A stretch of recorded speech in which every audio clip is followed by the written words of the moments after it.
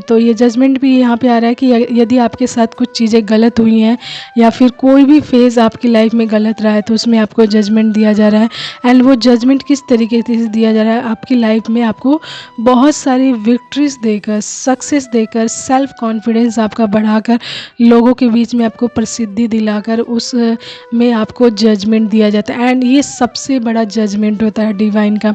यदि आपके साथ बहुत लोगों ने बहुत सारी चीज़ें गलत की होती हैं, आपको फॉर ग्रांटेड लिया होता है, आपको बहुत ज़्यादा ऐसे समझते हैं कि आप किसी काम के नहीं हैं, तो इस तरीके की चीज़ें जब आपके साथ हुई रहती हैं ना, जो लोग आपको फॉर ग्रांटेड लेते हैं, आपकी वैल्यू नहीं करते हैं, देन उस टाइम में जब डिवाइन जजमेंट करते हैं, आपकी लाइफ में जस्टिस देते हैं आपको, तो आपकी लाइफ में जब प्रोग्रेस आती है, आपका सेल्फ कॉन्फिडेंस बढ़ जाता है, आपको बहुत सारी विक्ट्रीज मिलती है, लोगों के बीच में प्रसिद्धि मिलती है, तो उससे बड़ा जजमेंट आपके लिए सच में नहीं हो सकता। क्योंकि आपके जो हेटर्स हैं, जो आपको पसंद नहीं करती एंड जिन्होंने आपको फॉर ग्रांटेड लिया होता है, उन लोगों से ये बात बिल्कुल हजम नहीं होती, पचती ही नहीं है कि आप यहाँ तक पहुँचे कैसे एंड आप डिवाइन से इतना स्ट्रांगली कनेक्ट कैसे हैं। तो ये आपके लिए बिग ब्लेसिंग्स होती है एंड कहीं ना कहीं आप बहुत सारी चीज़ें भी सीख जाते हैं, आपके अंदर बहुत सारी नॉलेज भी आ जाती है, बैलेंस आ जाता है आपकी लाइफ में, एंड लाइफ में कैसे चलना है ये सारी चीज़ें आप सीख जाते हैं। And that is the purpose of divine. तो किसी भी चीज़ से घबराइए नहीं, यदि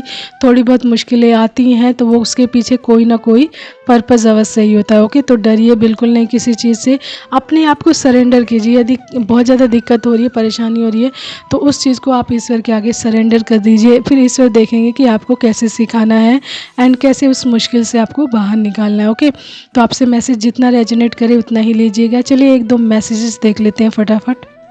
तो मैसेज आप लोग के लिए आ गए। पहला है कुल देवी देवता।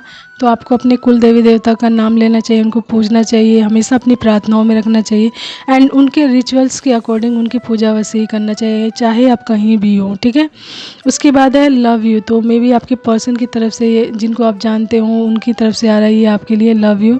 ठीक है, या फिर आपके कुल देवी देवताओं की तरफ से भी आ सकता है कि वो आपसे डिवाइन की तरफ से आ सकता है।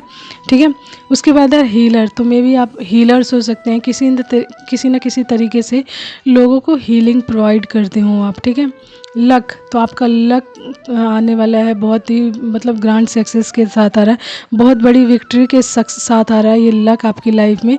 तो